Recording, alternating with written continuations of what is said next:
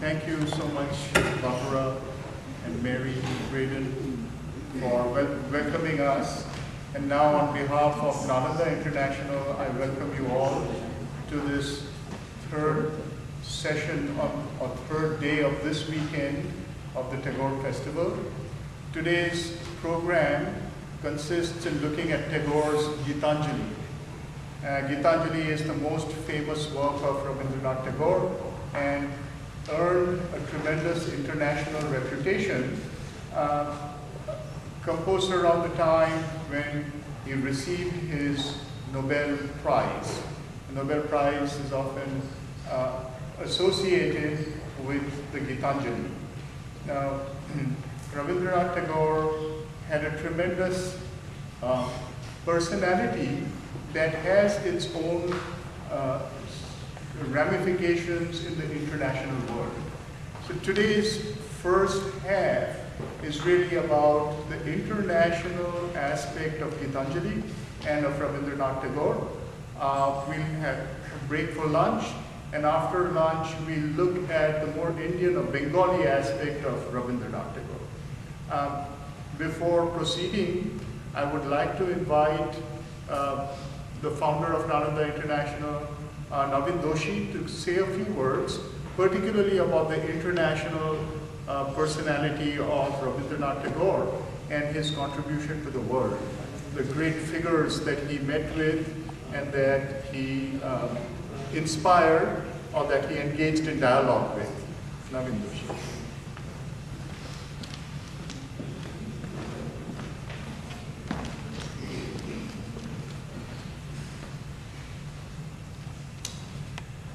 Good morning.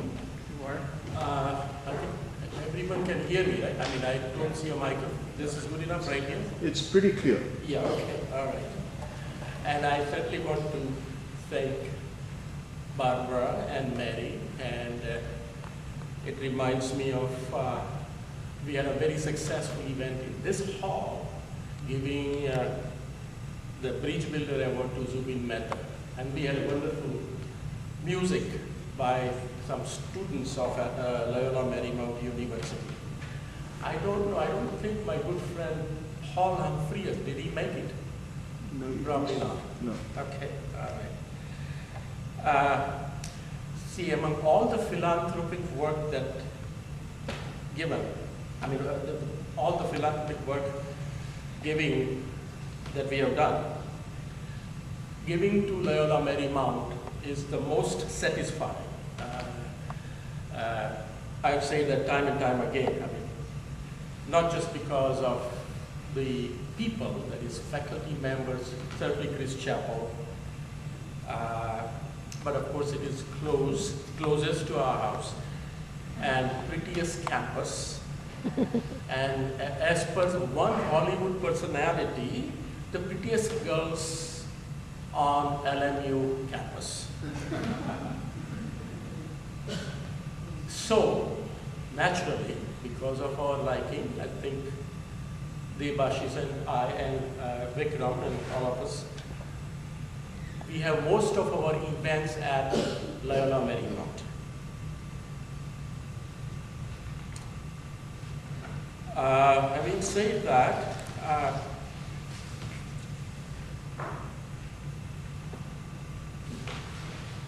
let's see.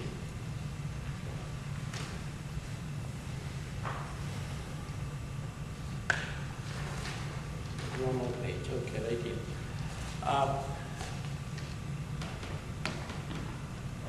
You know, we had the conference yesterday, and many different topics were discussed yesterday's conference, in a yesterday's conference, but none included Tagore's understanding of nature and laws of nature. And I'm going to recite one paragraph from my book, which actually was a paragraph I took from Ilya Prigonin's book. I think it is Entropy. That's the title of the book. Also a Nobel laureate.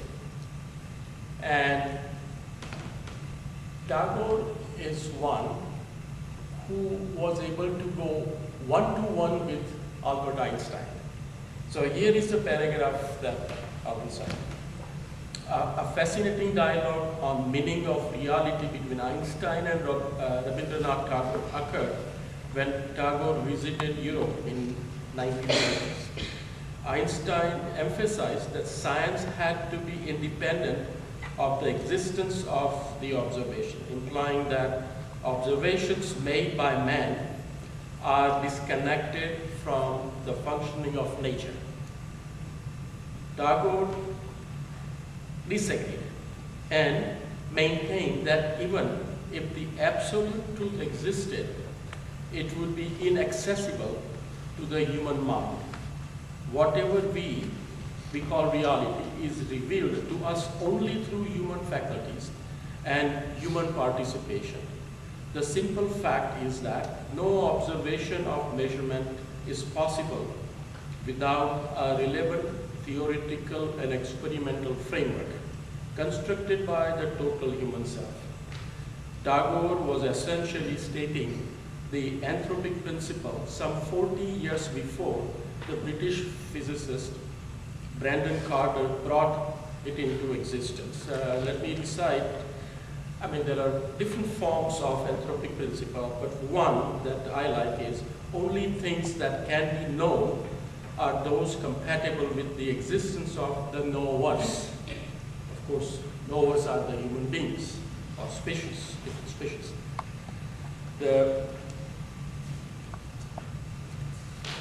The relationship of the somatic and psychic selves and nature needs to be understood in its many dimensions.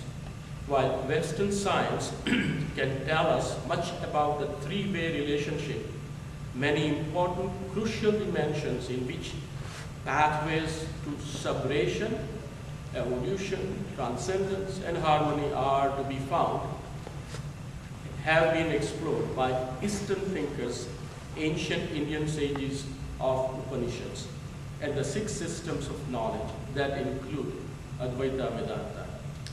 And certainly, Rabindranath Tagore not only learned science himself, basically, he was a self-student, not getting a degree or going to university, but he also understood, again, thanks to his heritage, his parents, I think, his family, that he also understood very well the Indian philosophy, the Indic philosophy.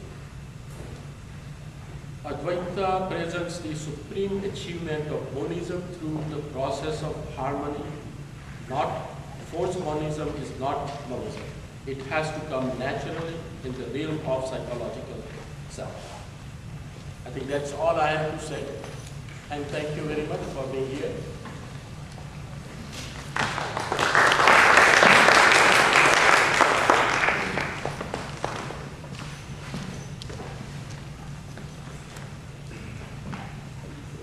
Today's first talk is on the English translation of Rabindranath Tagore's Gitanjali. It's called Translating Rabindranath's Gitanjali and the Quest for the Utter Simplicity of a Tune. This talk will be given by Dr. Fakhrul Alam. Professor Alam is a professor of English at the University of Dhaka. He's coming to us all the way from Bangladesh, and currently a member of the Dhaka University Senate and the Dhaka University Teachers Association. He has been a Fulbright Scholar and a visiting associate professor at Clemson University, has also been a visiting professor at Jadavpur University in India. He is the author of Imperial Entanglements and Literature in English. A number of other books. One of his most popular books is a translation of Jivanananda Das' selected poems. Professor Alam is presently working on his translation of Rabindranath Tagore's poems and is co-editing The Essential Tagore for Vishwa Bharati and Harvard University Press. Professor Alam.